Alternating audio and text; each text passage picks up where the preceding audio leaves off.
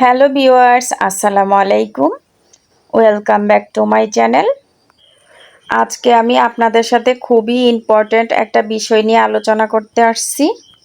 কিছুদিন আগে আমি কক্সবাজার ঘুরতে গিয়েছিলাম। ওইখান থেকে আমি অনেক পরিমাণ শুটকি আনছিলাম। প্রায় 7 থেকে 8 হাজার টাকা শুটকি হবে আমি আনছি।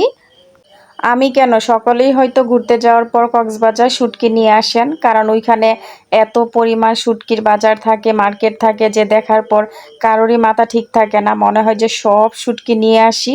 বিভিন্ন ধরনের শুটকি ওইখানে পাওয়া যায় আর এত সুন্দর লাগে শুটকিগুলা। আমার হাজব্যান্ড আমাকে নিষেধ করছিল, তারপরও আমার দেখতে এত ভালো লাগছে, সেই জন্য আমি কিনতে কিনতে প্রায় অনেক টাকা শুটকি কিনে ফেলছি, অনেক ধরনের শুটকি। এখন যেই শুটকিগুলো আমি রান্না করছি দেখতে পাচ্ছেন, এগুলা হলো লইটা শুটকি।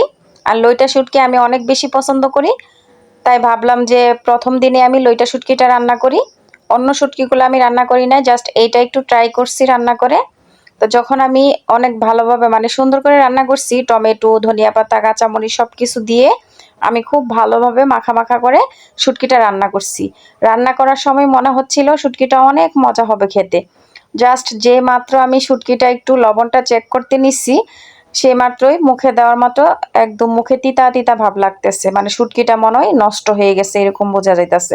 পরে আমি একটা শুটকি উঠাইয়া মুখে দিলাম খাওয়ার জন্য, দেখি যে এটা খাওয়ার কোনো প্রকার উপযোগী না।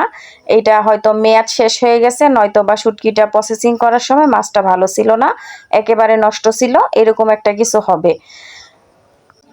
এখন আপনারাই আমাকে বলেন যে আমি এতগুলা শুটকি আনছি, এই শুটকিগুলা এরকম যদি হয় সবগুলা শুটকি, এগুলা কি খাওয়া সম্ভব? কোনোভাবেই সম্ভব না। আসলে আমরা তো অনেক শখ করে এত দূর থেকে ক্যারি করে আমরা শুটকিগুলা নিয়ে আসি খাওয়ার জন্যই তো।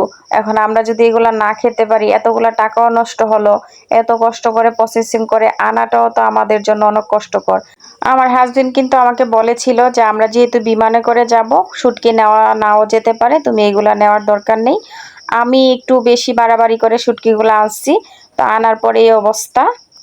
এখন আপনাদের সকলের উদ্দেশ্য করেই বলতেছি, যারা যারা কক্সবাজার ঘুরতে যাবেন, ভুলেও এই টাইপের শুটকি আনবেন না।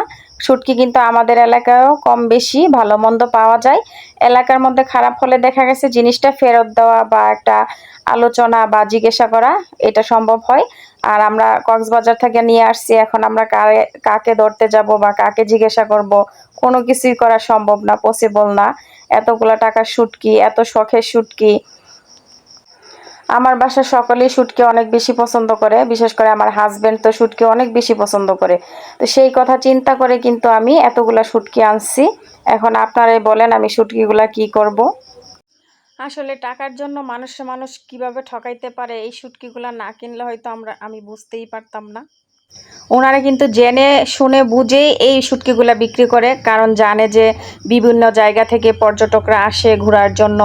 ওরা নিয়ে গেলে তো আর পরবর্তীতে আর ফেরত দিতে আসবে না বা জিজ্ঞাসা করতে আসবে না। আশা করব আমার মতো কেউ আর প্রতারিত হবেন না কক্সবাজার থেকে শুটকি কিনে।